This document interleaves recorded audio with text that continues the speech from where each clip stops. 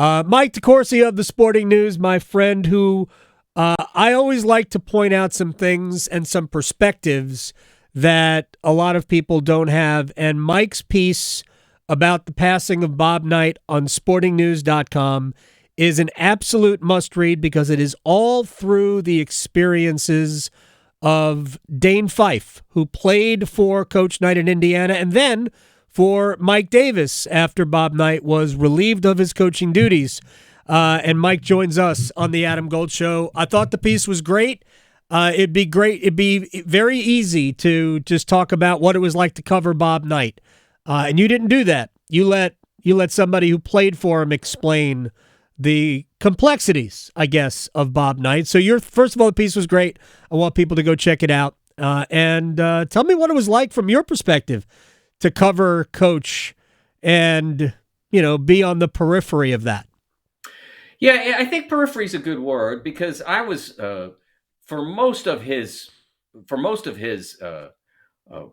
great accomplishment, I was either a kid or a young journalist covering high school sports, still in college, something like that. I was in college in '81 when they won it.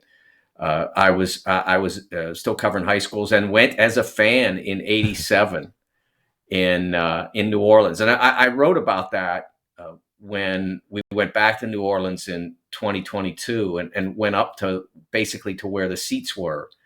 And one of the things I remember best about Adam, about that night, about that weekend, was if you watched Indiana basketball in those days, for whatever reason, Assembly Hall, and I've been there many times, is a very uncommonly designed basketball arena.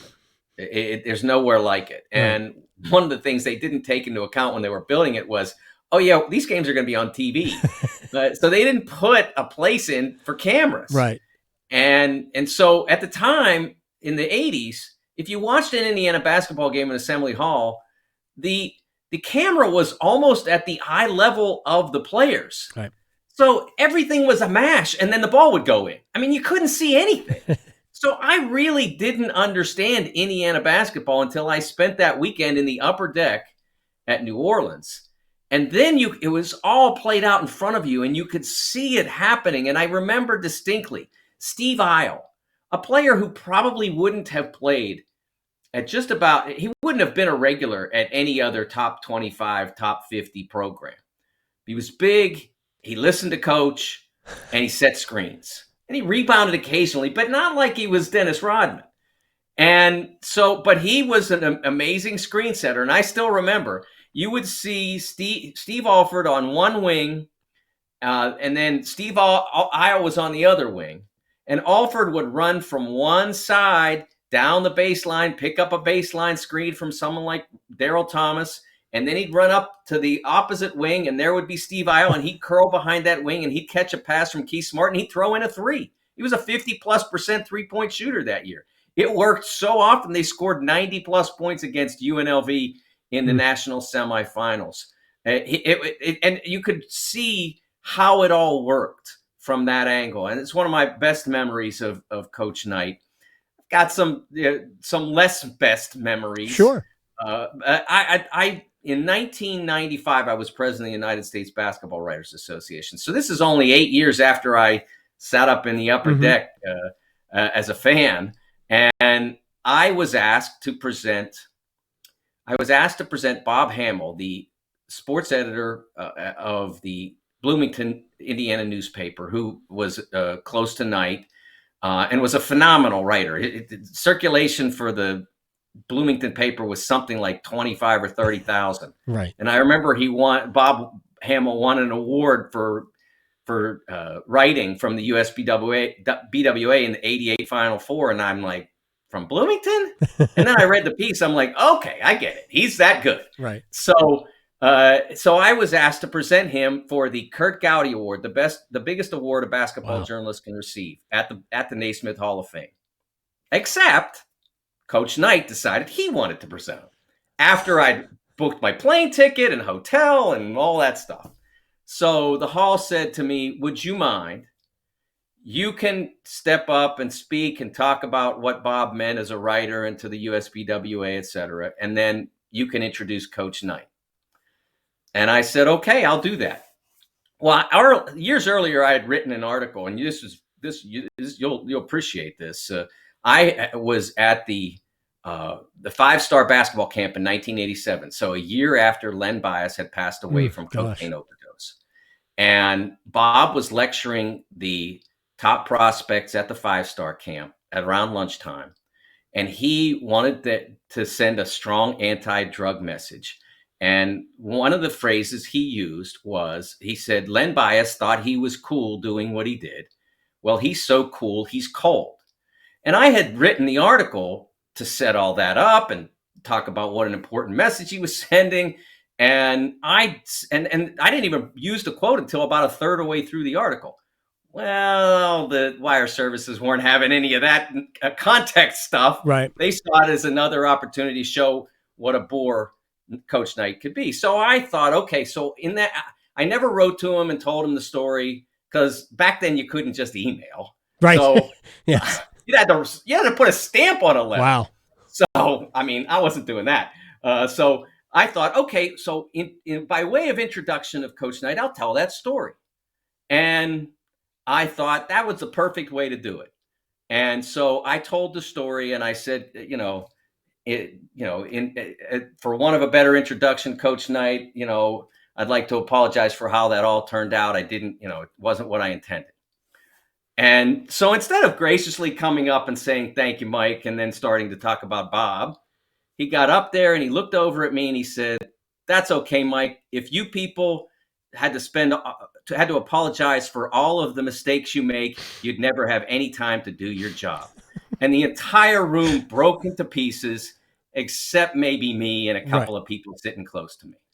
So that was Coach Knight. He couldn't resist the chance to take the dig, even though my intention in the beginning was to be, to sort of olive branch the whole thing. So he was a brilliant coach, but he had that side to him where he just had to, he had to take the shot if he could take it. Mike DeCourcy of the Sporting News is joining us here. We talked to Jay Billis earlier, and there's the positive, the larger than life, arguably Mount Rushmore-ish figure in the sport of college basketball that Bob Knight is or was. And then there are those elements, what he said to Jeremy Schaap in that ESPN interview after his, I think, the firing from Texas Tech. It might have been that one or Indiana, where he says you have a long way to go to be as good as your dad.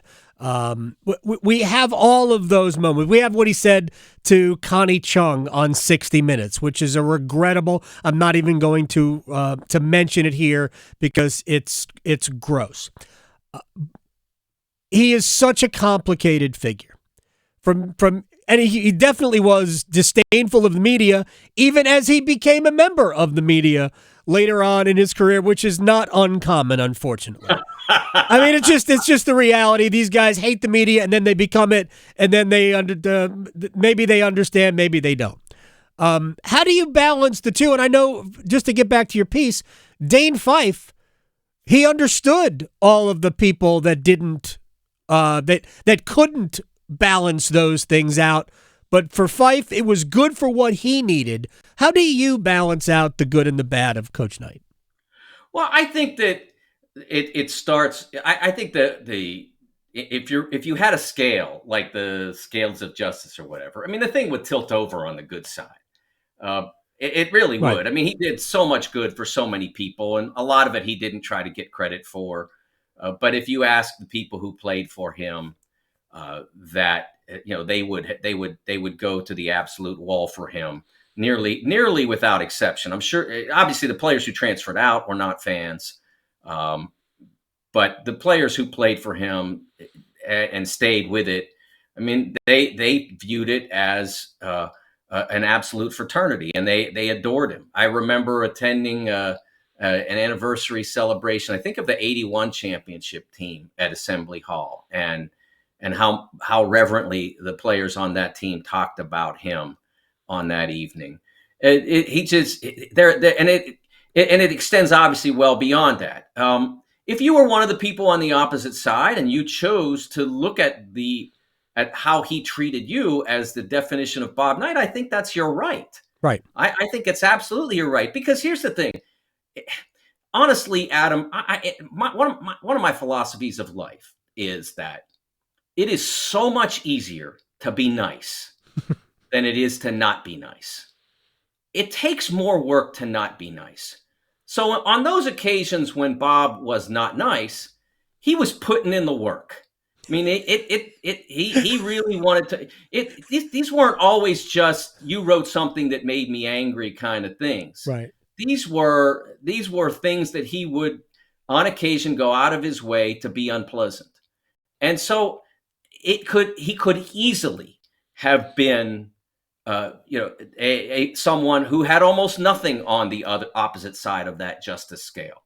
He could have had almost nothing. Everybody has something. I mean, no one's perfect, obviously.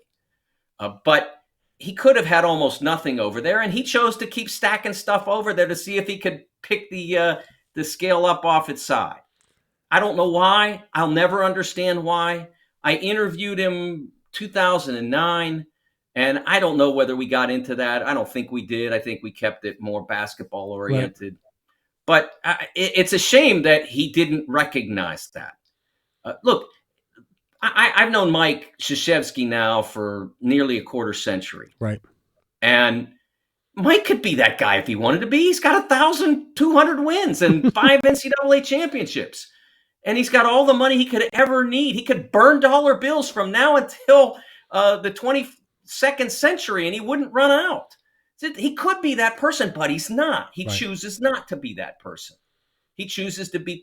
That's my point. Bob could have chosen that direction. He chose not to, except when it suited. When he wanted to be kind, he could be kind. All right, I want to change gears and ask you about one other pressing issue. Mike DeCourcy of the Sporting News is here. It's interesting. Maybe the best lesson that Bob Knight taught Mike Krzyzewski was not to do. I think we've all got these in our past. I will not do. Some people have it father to son. I will not be that father because I didn't appreciate that. I think we have that going down from generation to generation. Maybe that's what Coach K learned most from Bob Knight was how not to act. Jim Harbaugh, you also work with the Big Ten Network. So let me ask you about Jim Harbaugh. I know the coaches not named Jim Harbaugh across the league met with Tony Petitti, the commissioner of the league, yesterday, and they are imploring him to do something and do it now. What will Tony Petitti do? Well, first of all, I would say that in my view, this is not about Jim Harbaugh centrally. This is about Michigan football. And in saying that, I'm not excusing him. I'm saying that the first priority is not to punish the coach, but to assure that the competitive integrity of this season is honored. And so whatever that investigation develops, if it develops that Michigan was advantaged in some way at some point in this season, then I think it needs to be disadvantaged at some point. And whether that means removing a coach or coaches from the sidelines so that they are disadvantaged, that would be one option. A much more severe option, depending on the level of advantage gained, would be to say you got too much advantage, so your record is not legitimate, and perhaps you shouldn't be participating in our postseason this year. Mm-hmm. So that's the wide variance of things that could be done. But I don't look at this first and foremost as a Jim Harbaugh issue because the nature of the offense that's been alleged goes to the integrity of the games that have been played and the integrity of the season that is ongoing. And that's my foremost concern in this. As they investigate this, if they determine that an advantage was gained, that's what needs to be addressed. I feel like I'm pretty level-headed, and we'll let you go here, but I feel like I'm fairly level-headed about these things. I can't, not for a single second, remove Jim Harbaugh from the equation. He may claim to have no knowledge of what happened. I don't believe him. And I don't think anybody should believe him, because it's, to me, illogical that he would have no knowledge for something that happened allegedly. I'm not excusing it. Right, no, I understand that. So, if indeed what has been alleged is established, then what occurred on his sideline. So I'm not excusing him from blame.